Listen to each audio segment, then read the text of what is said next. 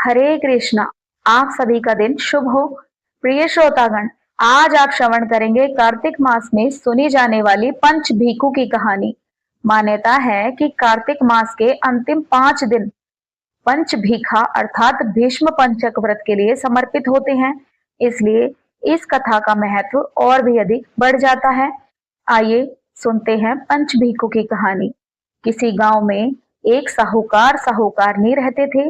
उनके एक बेटा व बहू थे।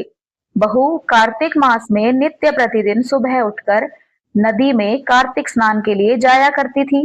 उसका एक नियम था कि वह कभी भी किसी पराये पुरुष की तरफ नहीं देखती थी। उसी गांव का एक राजकुमार भी सुबह सवेरे नदी पर स्नान करने के लिए जाया करता था। एक दिन उसे लगा कि कोई है जो मुझसे भी जल्दी उठकर स्नान कर लेता है। कार्तिक माह के 5 दिन ही बचे थे कि एक दिन साहूकार की पुत्र वधू तो स्नान करके वापस जा रही थी और उसी समय राजकुमार भी वहां स्नान करने के लिए आ रहा था। जब साहूकार की बहू ने उसके आने की आहट सुनी तो वह जल्दी जल्दी में वहां से जाने लगी। जल्दी जल्दी में साहूकार की पुत्र वधू की पांव की एक मोचड़ी वहीं छूट गई। राजकुमार ने उसकी मोचड़ी उठा ली और सोचने लगा कि जिस स्त्री की यह मोचड़ी इतनी सुंदर है, वह स्त्री कितनी सुंदर होगी। उसने पूरे गांव में घोषणा करवा दी कि जिसकी यह मोचड़ी है वह 5 रात मेरे पास आएगी। साहूकार की पुत्र वधू ने कहलवा दिया कि मैं 5 रात ब्रह्म मुहूर्त में आऊंगी, लेकिन किसी को भी साख भरने यानी हामी भरने के लिए वहां बैठा देना। राजकुमार ने एक बोलने वाले तोते को पिंजरे में बंद कर नदी किनारे पेड़ पर टांग दिया। साहूकार की पुत्र वधू जब सुबह आई, उसने पहली पैड़ी पर पैर रखा और पैर रखते ही बोली, हे कार्तिक के ठाकुर राय दामोदर जी, पांचों पांडु, छठे नारायण, भीखम राजा, उस पापी को नींद आ जाए। तो राजा के बेटे को ऐसा सुनते ही नींद आ गई। पुत्र वधू कार्तिक स्नान कर जाने लगी तो तोते से बोली, सुवा सुवा, तेरे गल डालूंगी मोतियाहार। मैं पतिव्रता नार, मेरे सत की लाज राखियो, भरियो मेरी साख। सुवा ने कहा कि ठीक है, मैं तेरी साख भरूंगा। वह तो कहकर चली गई। राजकुमार उठा और सुवा से पूछने लगा कि सुवा सुवा, वह आई थी क्या, कैसी दिखती थी। सुवा बोला, आभा की सी बिजली, होली की सी झल, रूप की सी कामनी, गुलाब का सा रंग। अगले दिन राजकुमार अंगुली चीर कर लेट गया। वह सोचने लगा कि आज तो मैं उसे देख कर ही रहूंगा। सारी रात वह दर्द में तड़पता रहा। साहूकार की पुत्र वधू जब दूसरे दिन सुबह के समय आई, उसने फिर पहली पैड़ी पर पैर रखा और बोली, हे कार्तिक के ठाकुर राय दामोदर जी, पांचों पांडु, छठे नारायण, भीखम राजा, उस पापी को नींद आ जाए। राजकुमार को फिर नींद आ गई। सुबह राजकुमार ने फिर तोते से पूछा कि आई थी क्या, तो तोते ने उसे सारी बात बतला दी कि हाँ आई थी।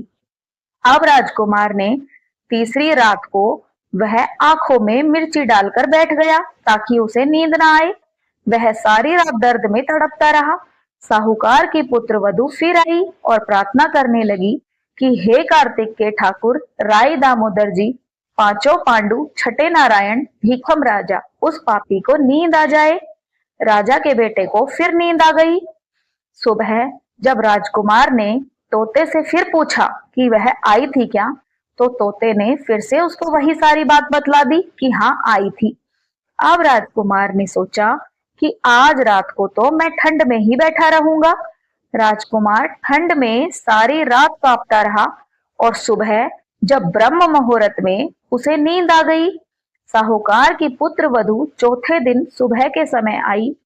पहली पैड़ी पर उसने पैर रखा और बोली कि हे कार्तिक के ठाकुर राय दामोदर जी, पांचों पांडु, छठे नारायण, भीखम राजा, उस पापी को फिर से नींद आ जाए। राजकुमार को ब्रह्म मुहूर्त में फिर से नींद आ गई क्योंकि वह पूरी रात नहीं सोया था। सुबह जब राजकुमार हड़बड़ा कर उठा तो उसने फिर से तोते से पूछा कि तोता, आज भी वह आई थी क्या, तो तोता ने उसको सारी बात बतला दी कि हाँ आई थी। अब चारों रात निकल गई। राजकुमार ने सोचा कि आज की तो आखिरी रात है, आज तो मैं मेरी अंगुली जला लूंगा ताकि जलन से मुझे सारी रात और दिन में नींद ना आए। सारी रात जलन से वह तड़पता रहा और भगवान की कृपा से राजकुमार की सुबह आंख लग गई। साहूकार की पुत्र वधू जब 5वें दिन सुबह के समय आई और पहली पैड़ी पर पैर रखा तो बोली, हे कार्तिक के ठाकुर राय दामोदर जी भगवान, आपने मेरी इतने दिन लाज रखी है, आज भी रखना, उस पापी को नींद आ जाए। ऐसा कहकर वह आगे बढ़ी। राजकुमार को उसके पुण्य प्रताप से फिर से नींद आ गई।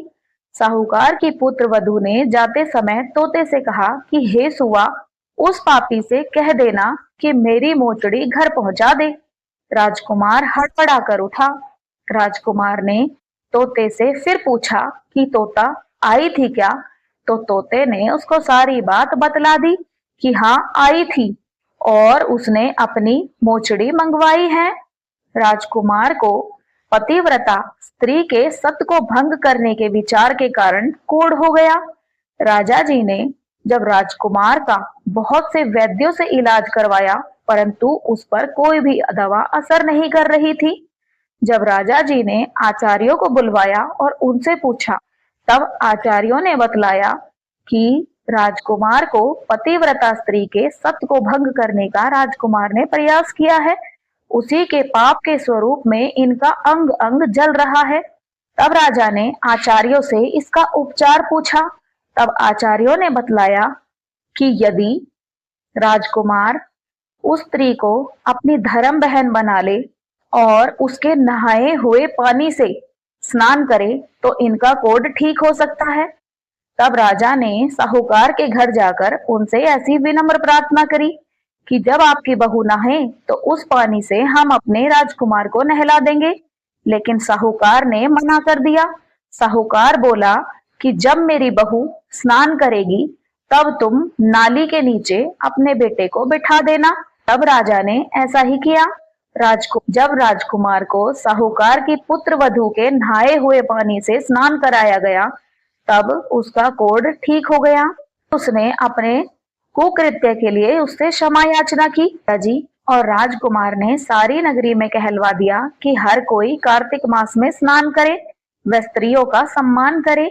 हे पंचभिक्षु भगवान, कार्तिक मास में जैसे साहूकार की पुत्र वधू की लाज रखी वैसी ही सबकी रखना। जय बोलो पंचभिक्षु भगवान की जय। इस प्रकार पंचभिक्षु की यह पावन कथा यहीं पर पूर्ण होती है। जो कोई भक्त मन, वचन और कर्म से इस कथा को श्रद्धा भाव से सुनता है उसके जीवन से दरिद्रता, दुख और संकट सदा के लिए दूर हो जाते हैं। घर में लक्ष्मी का वास होता है और परिवार में आनंद की बौछार होती है। हे पंचभिक्षु प्रभु, जैसे आपने अपने भक्तों का कल्याण किया वैसे ही हम सबका जीवन भी सुख, शांति और समृद्धि से भर दीजिए। प्रिय श्रोतागण, यदि यह कथा आपको हृदय स्पर्शी लगी हो तो कृपया हमारे चैनल कथा सुख को लाइक करें, शेयर करें और सब्सक्राइब करना न भूलें। घंटी का बटन दबाएं ताकि हमारी आने वाली हर नई वीडियो की सूचना तुरंत आप तक पहुंच सके। तो प्रेम से बोलिए पंचभिक्षु महाराज की जय।